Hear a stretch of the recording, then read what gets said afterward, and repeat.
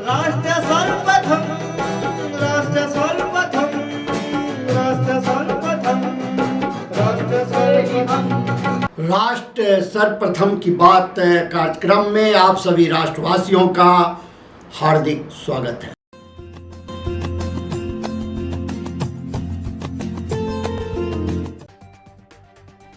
वक्फ board कानून में बदलाव करने के लिए लाए जाने वाले संशोधन विधेयक के खिलाफ शुरू हुई राजनीति लामबंदी के बीच विपक्षी इंडिया गठबंधन राजग सरकार के दो सहयोगी दलों जनता दल यूनाइटेड और तेलुगु देशम का इस मुद्दे पर रुख देखने के बाद अपनी अंतिम रणनीति तय करेगा।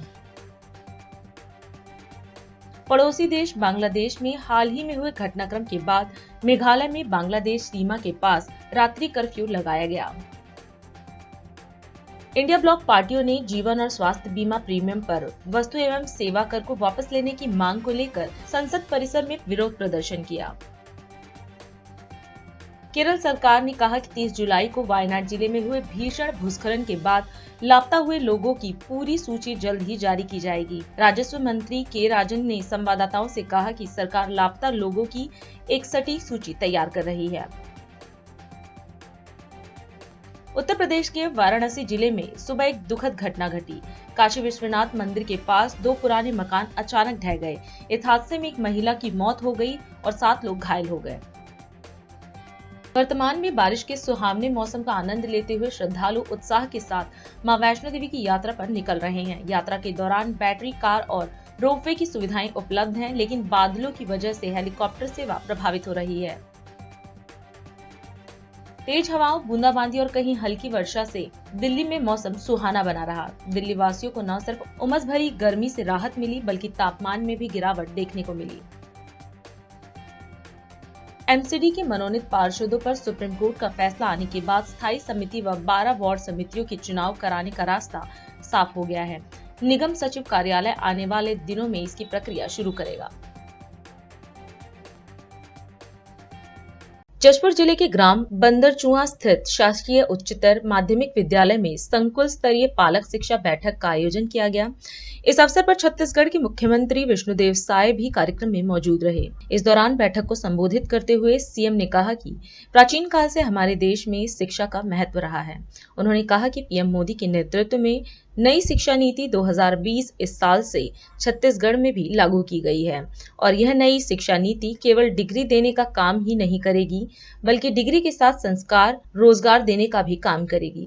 मैं सबसे पहले आप सभी का आज के इस मेगा पालक शिक्षक बैठक में बहुत बहुत अभिनंदन करता हूं, स्वागत करता हूं और मैं धन्यवाद देना चाहूंगा कि यहाँ के स्टाफ को कि वो सब लोग अपने मेहनत से, परिश्रम से इस स्कूल की स्थिति को बहुत अच्छा बनाए हुए हैं, स्टैंडर्ड को बहुत अच्छा बनाए हुए हैं और ये शिक्षकों के मेहनत और परिश्रम के कारण जो आज इस स्कूल की स्थिति है वो संभव हुआ है।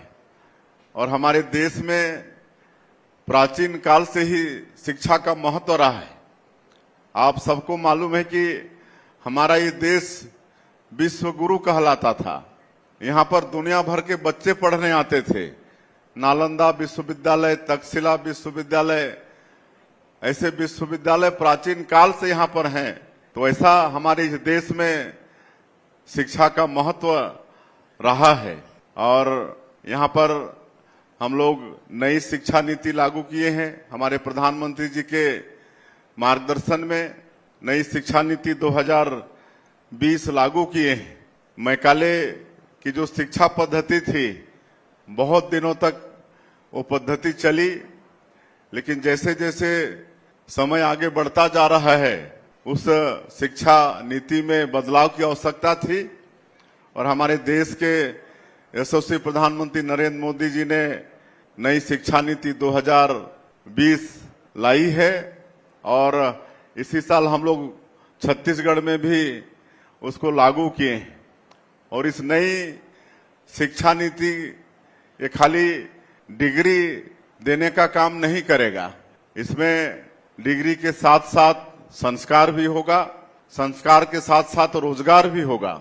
आज डिग्री मिल जाएगा लेकिन सबको नौकरी दे पाना संभव है ही नहीं है, कहे कि इतना नौकरी का जगह ही नहीं है कि जितने हमारे बेटा बेटी पढ़ लिख के बाहर होंगे उनको सबको नौकरी मिल जाएगी। लेकिन अगर हम शिक्षा के साथ साथ उनको संस्कार भी देंगे और रोजगार के लिए भी उनको स्किलिंग देंगे, उनका कौशल विकास करेंगे, उनको रोजगार की शिक्षा भी देंगे, तो निश्चित रूप से अपनी पढ़ाई पूरा करके वो किसी न किसी उद्योग धंधा रोजगार से वो जुड़ने का काम करेगा। तो ये नई शिक्षा नीति में ये व्यवस्था है। और इस बार पहली बार हम लोग गर्मी में समर कैंप भी किए। पहले प्राइवेट स्कूलों में सब होते थे, सरकारी स्कूलों में इसका प्रावधान नहीं था, लेकिन गर्मी की छुट्टी में समर कैंप भी लगाए, जिसमें मतलब बच्चे एक सप्ताह तक एक साथ रहकर बहुत कुछ सीखे, शिक्षा के साथ साथ अलग तरह का आनंद भी लिए।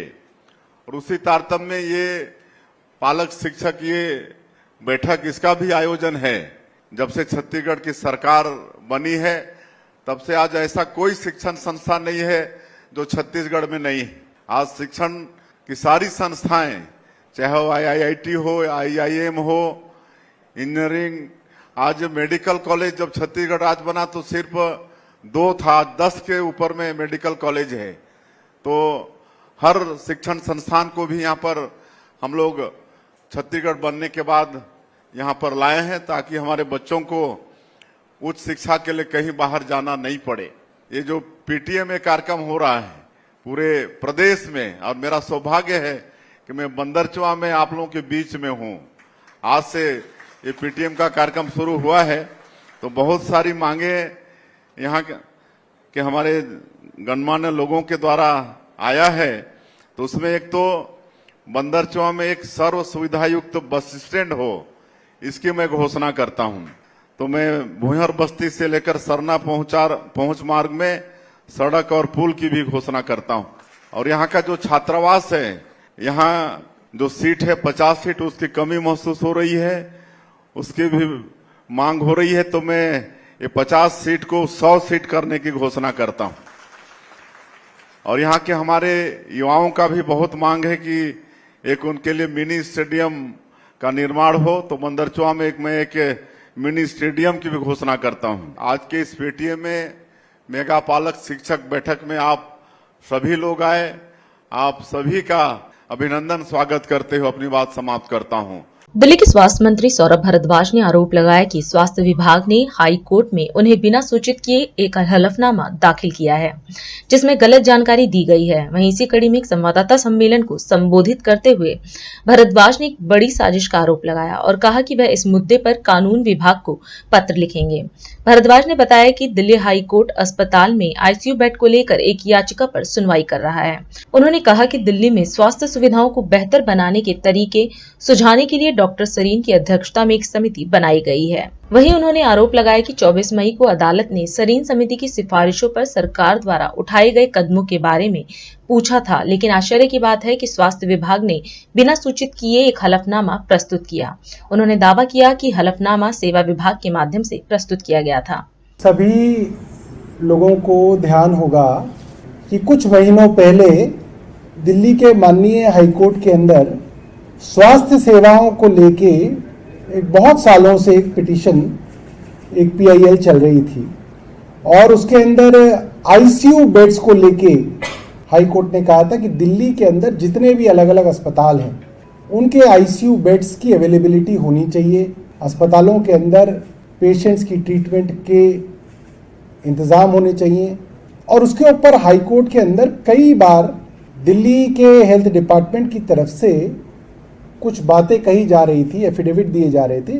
और जब मुझे पता चला कि एफिडेविट दिए जा रहे हैं तो मैंने खुद अपनी तरफ से, अपने व्यक्तिगत तौर पे, मंत्री के तौर पे मैंने वहां पे एक हलफनामा दायर किया और मैंने कहा कि दरअसल हाईकोर्ट को सेकेंडरी बातें बताई जा रही हैं, जो प्राइमरी प्रॉब्लम है दिल्ली सरकार के अस्पतालों की उसको जानबूझ के छिपाया जा रहा है। और मैंने बताया दिल्ली सरकार के अंदर ICU की सबसे बड़ी समस्या क्यों है, ऑपरेशन थिएटर्स की सबसे बड़ी समस्या क्यों है। उसका कारण है दिल्ली सरकार के अस्पतालों में पर्याप्त मात्रा में डॉक्टर, स्पेशलिस्ट और पैरामेडिक्स नहीं है। और हाईकोर्ट ने उस बात का संज्ञान लिया और एक डॉक्टर सरीन की अध्यक्षता में एक समिति बनाई, जिसको डॉक्टर सरीन समिति करके कई बार आपने अखबारों में देखा होगा कि डॉक्टर सरीन समिति ने अपनी रिकमेंडेशन दे दी। सरकार को कहा गया हाई कोर्ट की तरफ से, अब आप इन रिकमेंडेशंस पे, इन सिफारिशों पे काम कीजिए। हाई कोर्ट का ऑर्डर आया और उस हाई कोर्ट के ऑर्डर के अंदर ये भी कहा गया कि 31 जुलाई को ये जो मामला आया, रिट पिटीशन 8548/2017, यानी कि 2017 से ये मामला चल रहा था, जिसमें फिर हमने अपनी बात कही तो इस मामले में कमेटी बनी।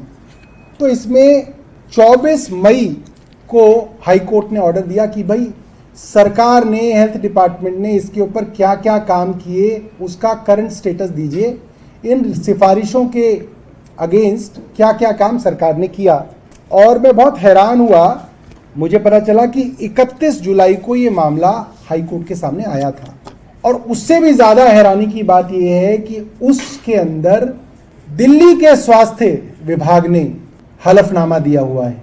उससे भी चौंकाने वाली बात यह है कि वो हलफनामा ना तो मुझे दिखाया गया, ना मुझसे अप्रूव कराया गया।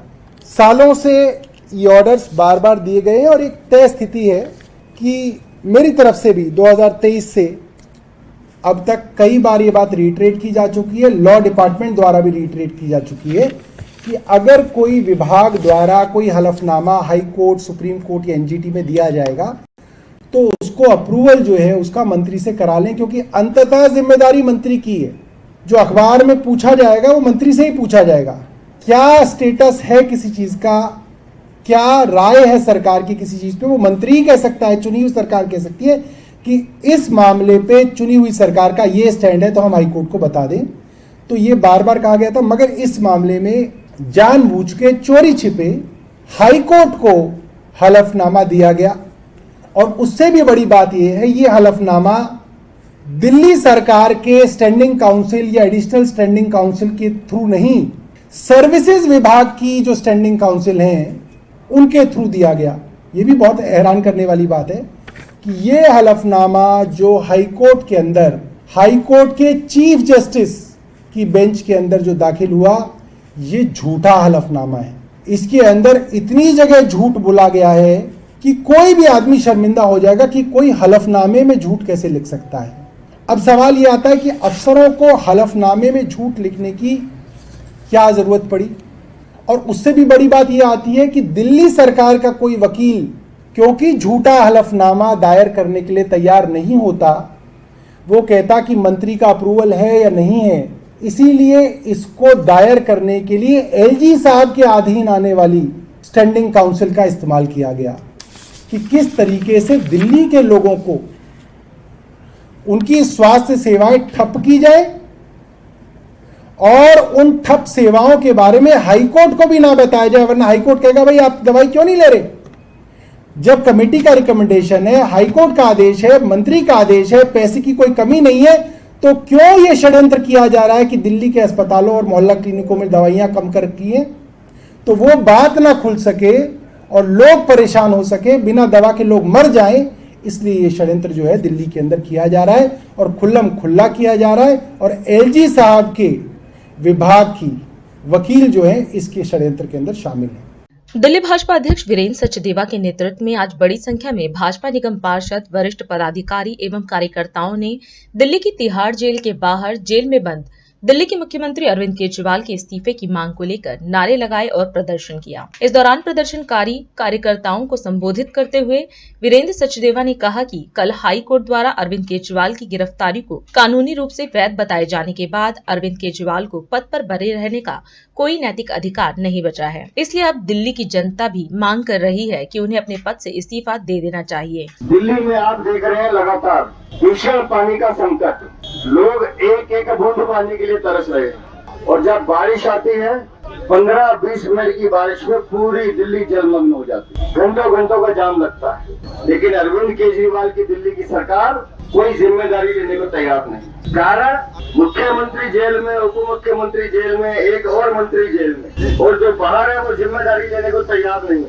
वही घटना घटती है, चाहे राजेंद्र नगर में 3 मासूम बच्चे चले गए, पटेल नगर में एक IAS का जो प्रीलिमिनरी एग्जाम जिसने क्लियर कर लिया वो चला गया। मुरलीधर में माँ बेटा चले गए। सड़क पर चलते हुए आम आदमी बारिश में डरता है कि पता नहीं कहां से करंट आएगा और उसकी जीवन लीला खत्म हो जाए। ऐसी अनेक घटनाएं दिल्ली में हो रही हैं। और उससे भी ज्यादा दुर्भाग्य ये कि आशा किरण होम जो दिल्ली सरकार का है, एक रात में 14 बच्चे खत्म हो जाते हैं, लेकिन दिल्ली की सरकार जिम्मेदारी लेने तैयार है। दिल्ली की सरकार के मंत्री अफसरों पे टीका फोड़ते हैं। और इस दिल्ली की सरकार चल कैसे रही है उसकी एक वानगी देखिए आप। पिछले 2.5 साल में सिर्फ 15 मीटिंग कैबिनेट की फिजिकल हुई है, बाकी सब में सर्कुलर दे दिया गया कि कैबिनेट ने निर्णय किया उसको पास कर दो। ऐसे सरकार चल रही है। कोई सलाह मशवरा नहीं होता कि ये दिल्ली की जनता के लिए अच्छा है या दिल्ली की जनता के लिए बुरा है। लगातार दिल्ली में एक के बाद एक घोटाले, चाहे शराब नीति का घोटाला हो, चाहे शिक्षा में स्कूल के कमरों का घोटाला हो, चाहे स्वास्थ्य विभाग में नकली दवाइयां देने का घोटाला हो, चाहे मोहल्ला क्लिनिक का घोटाला हो, चाहे पैनिक बटन घोटाला हो, चाहे ट्रांसपोर्ट घोटाला हो, चाहे अथॉरिटी में फिटनेस घोटाला हो, और उन सबसे बड़ा घोटाला दिल्ली जल बोर्ड का घोटाला और ये बिजली का घोटाला जो दिल्ली की आम जनता की जेब में डाका डाल। लेकिन दिल्ली के मुख्यमंत्री अंदर बैठे हैं, कहते हैं मैं इस्तीफा नहीं दूंगा। इतनी सी भी नैतिकता अगर होती तो पहले दिन इस्तीफा देते। और पूरी की पूरी आम आदमी पार्टी, इसको दिल्ली की चिंता नहीं है। पूरी की पूरी आम आदमी पार्टी की दिल्ली की सरकार को दिल्ली की चिंता नहीं है। सिर्फ एक चिंता है कि अरविंद केजरीवाल का शुगर लेवल घटा या बढ़ा, वजन घटा या बढ़ा। यह दिल्ली का पूरा प्रशासन पैरालाइज हो गया, पंगु हो गया है। कोई वहाँ निर्णय लेने वाला नहीं, कोई निर्णय लेने वाला नहीं। मुख्यमंत्री कैबिनेट के बिना कैबिनेट हो नहीं सकती।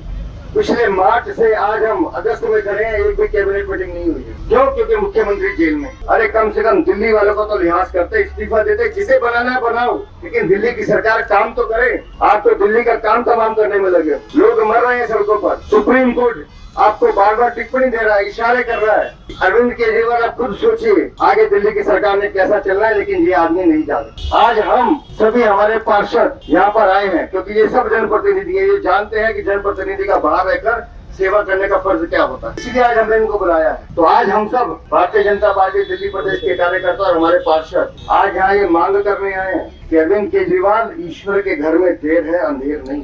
दिल्ली के लिए, दिल्ली की जनता के लिए तुम्हें तुरंत इस्तीफा देना चाहिए। और कल के निर्णय के बाद मैं पहले कह चुका हूँ कि कल का निर्णय दिल्ली की जनता का जीत का निर्णय है। उस निर्णय को केजरीवाल को स्वीकार करना चाहिए और तुरंत इस्तीफा देना चाहिए। तो आज हम सब मांग करते हैं कि केजरीवाल इस्तीफा दो, केजरीवाल इस्तीफा दो।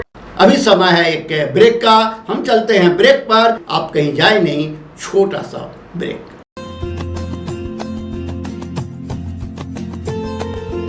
Powered by Kamal Buildtech Private Limited, fulfilling promises. With our professional team and experience of delivering projects, in past we guarantee you peace of mind and top quality work in an affordable price. और अधिक खबरों के लिए आप हमारे YouTube channel दैनिक India दर्पण को अभी सब्सक्राइब करें और नोटिफिकेशन के लिए बेल आइकन को प्रेस करना ना भूलें।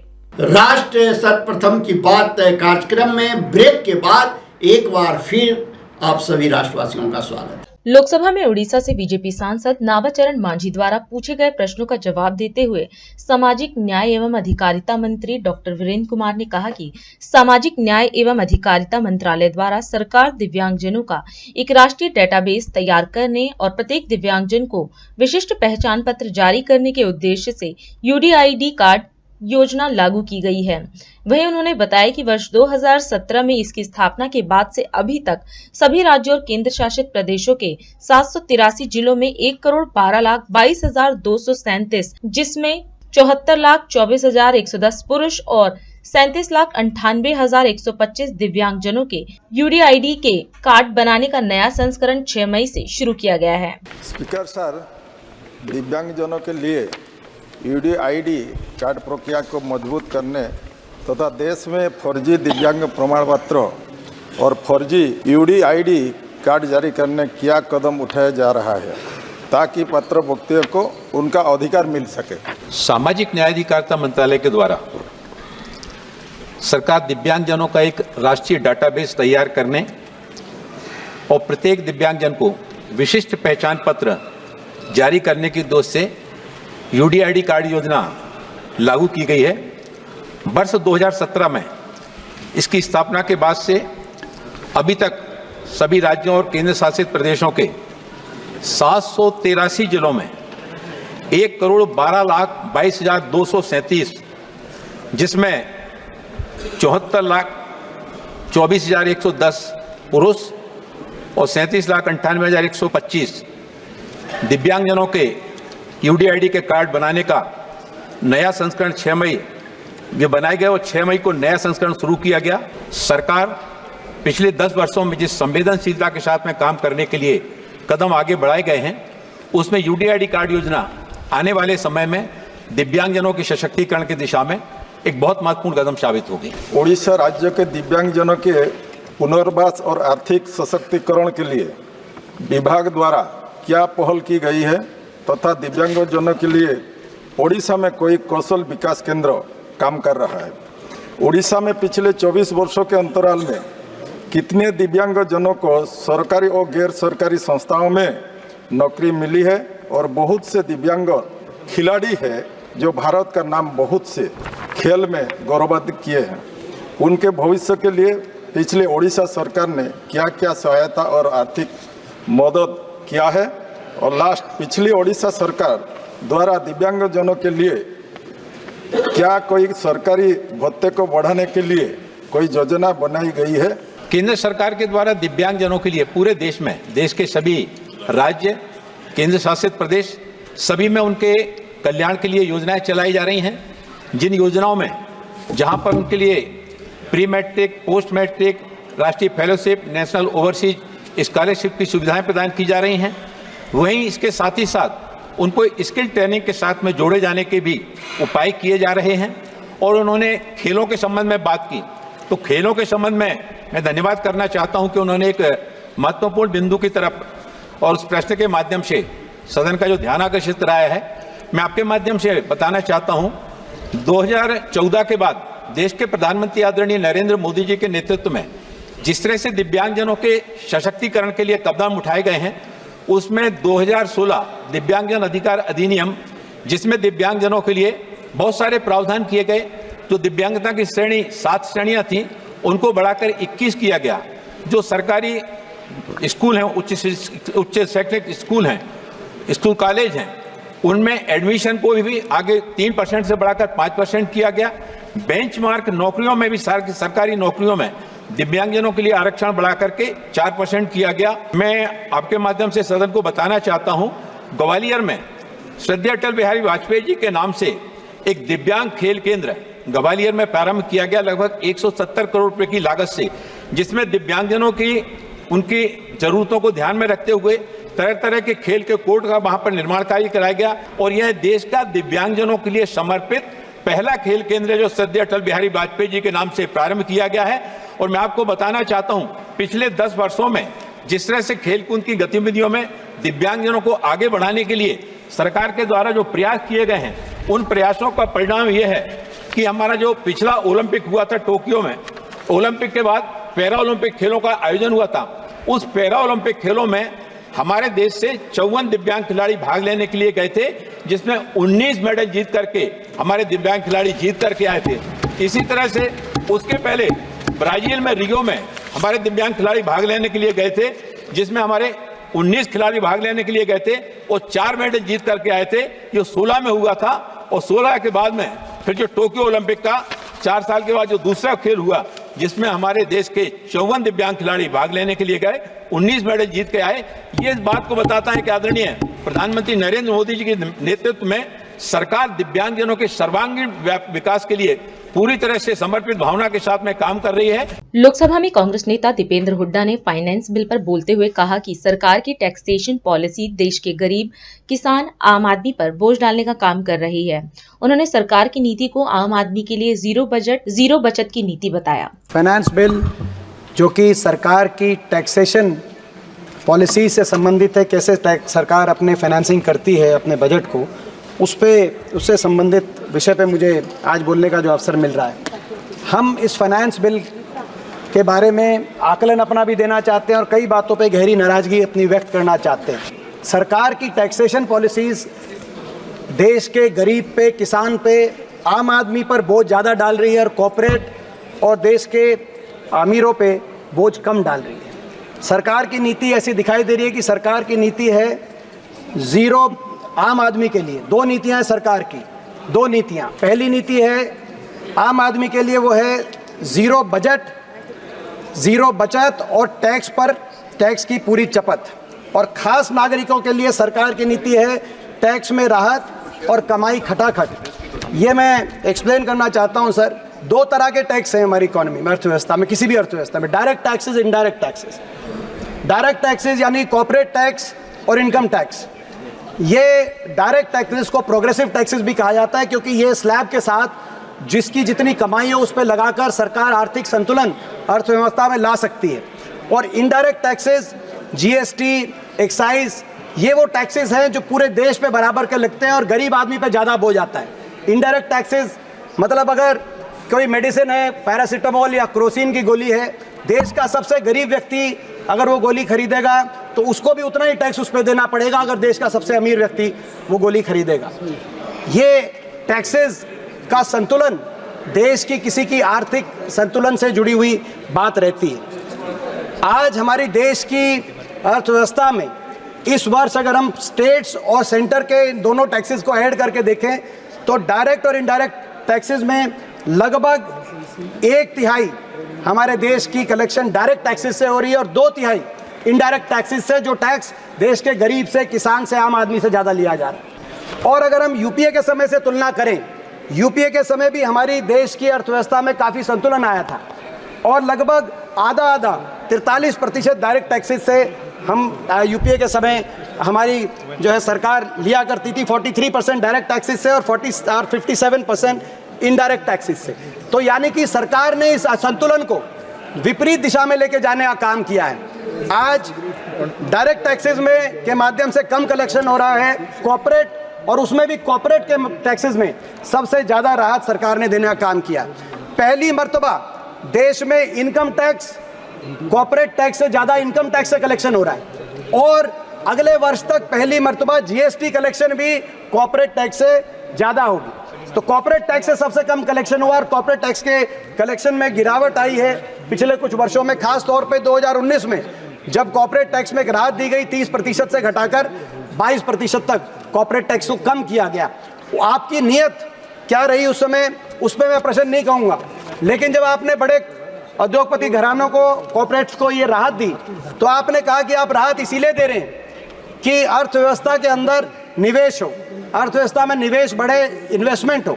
और इस वजह से पिछले 5 साल में 8.7 लाख करोड़ की राहत देश के कॉर्पोरेट्स को देने का काम आपकी सरकार ने किया। लेकिन हकीकत क्या हुई? हकीकत ये हुई कि निवेश बढ़ने की बजाय इन 5 वर्षों में निवेश लुढ़क गया। कॉर्पोरेट टैक्स में टैक्स कट आपने उनकी प्रॉफिट मार्जिन को बढ़ाने के लिए नहीं दिया था, आपने निवेश बढ़ाने के लिए दिया था। निवेश लुढ़क गया। आज प्राइवेट इन्वेस्टमेंट यानी कि निजी निवेश दर देश में 20 वर्ष में सबसे निम्नतम स्तर पे है। Q1 फाइनेंशियल ईयर 2025 में जो निवेश दर आया वो 20 साल में 2004 के मुकाबले का आज निवेश दर हरियाणा आज देश की अर्थव्यवस्था में हुआ। और दूसरी ओर FDI फॉरेन निजी निवेश दर जो हमारे डोमेस्टिक इन्वेस्टर्स हैं, और FDI भी आज 16 वर्षों में सबसे निम्नतम स्तर पर FDI। इस वर्ष FDI 1.1% GDP की हमारी FDI मिली। मैं सुन रहा था वित्त मंत्री जी कह रही थी कि FDI कम इसलिए हुई है क्योंकि जियोपॉलिटिकल कॉन्फ्लिक्ट्स की वजह से, लेकिन जियोपॉलिटिकल कॉन्फ्लिक्ट्स तो पूरी दुनिया के लिए होने चाहिए। दुनिया के बाकी देशों में FDI में गिरावट नहीं आई। हिंदुस्तान FDI जो रिसिप्ट्स हैं उसमें 8वें नंबर पे होता था, एक ही वर्ष में गिर के 15वें नंबर पे आ गया हमारा देश FDI में। और FDI में तो रिकॉर्ड गिरावट आई है, लेकिन उसके साथ साथ आउटफ्लो में रिकॉर्ड बढ़ोतरी हुई है। एक और केवल $27 बिलियन की FDI इस साल, दूसरी ओर $14 बिलियन का आउटफ्लो हो गया। तो आपने टैक्स कट किया कॉर्पोरेट्स के लिए कि कॉर्पोरेट निवेश करेंगे, जॉब क्रिएशन होगी। निवेश दर 20 साल में सबसे नीचे स्तर पे आ गया। FDI 16 साल में सबसे निम्नतम स्तर पे आ गई। निवेश हुआ नहीं, इसीलिए आज देश में बेरोजगारी रिकॉर्ड स्तर पे चल रही है।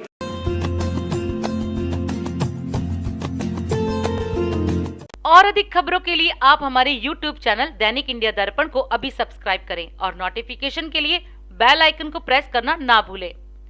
आज हम इस कार्यक्रम में आपसे विदा लेते हैं। आप अन्य खबरों के लिए बने रहे। राष्ट्र सर्वप्रथम, वंदे मातरम, जाग उठा है। भारत। राष्ट्र सर्वप्रथम, राष्ट्र सर्वप्रथम, राष्ट्र सर्वप्रथम, राष्ट्र सर्वप्रथम।